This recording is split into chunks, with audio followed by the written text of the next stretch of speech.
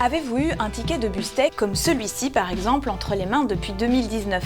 C'était l'un des objectifs du gouvernement wallon, booster l'utilisation des transports en commun d'ici la fin de la législature, l'année prochaine donc, et voilà comment il comptait s'y prendre.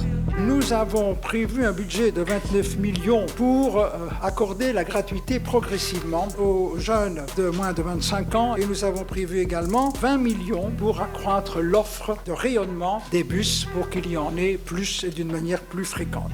Plus de bus et de manière plus fréquente et la gratuité pour les moins de 25 ans, voilà 2 engagements que nous allons vérifier avec une experte en la matière, une écolière de 15 ans.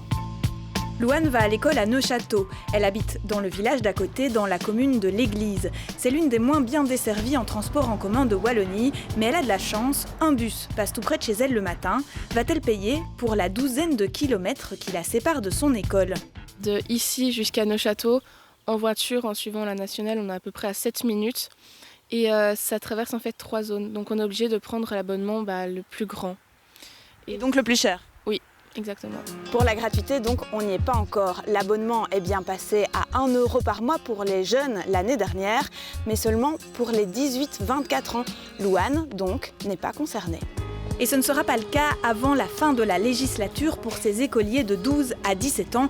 L'abonnement reste payant, 172 € par an. La gratuité ne s'applique donc pas à tous les jeunes de moins de 25 ans. Qu'en est-il de l'accessibilité ? Pour Louane, la note, c'est peu mieux faire.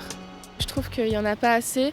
Enfin, en cette période de l'année, ça va. Mais pendant les examens, des fois, je dois attendre 1h30, 2 heures, un bus, si maman et papa ne savent pas venir me rechercher. Cette fréquence de bus, c'est un des indicateurs qui permet de savoir si une zone est accessible en transport en commun ou non.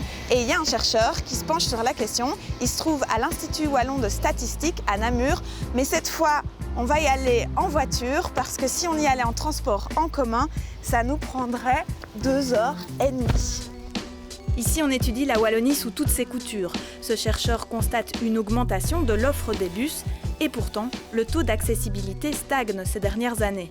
Le taux reste à 60% de Wallons bien couverts par les transports en commun parce que la croissance démographique est plus forte loin des centres et des arrêts de transport en commun que tout près de ces arrêts de transport en commun.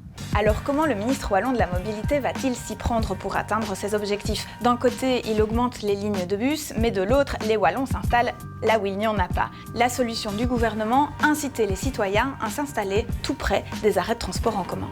On a justement une orientation de ce qu'on appelle le stop béton, le recentrage de l'habitat, c'est-à-dire la lutte contre l'étalement urbain, qui fait que dans le futur, on va moins construire en plein champ, loin de nulle part. Une question d'aménagement du territoire, donc, c'est le plan Stop Béton qui interdit toute nouvelle construction en Wallonie en 2050. D'ici là, Louane aura le temps de prendre quelques fois le bus et de payer son trajet, donc. Une idée, une info, le scan @rtbf.be.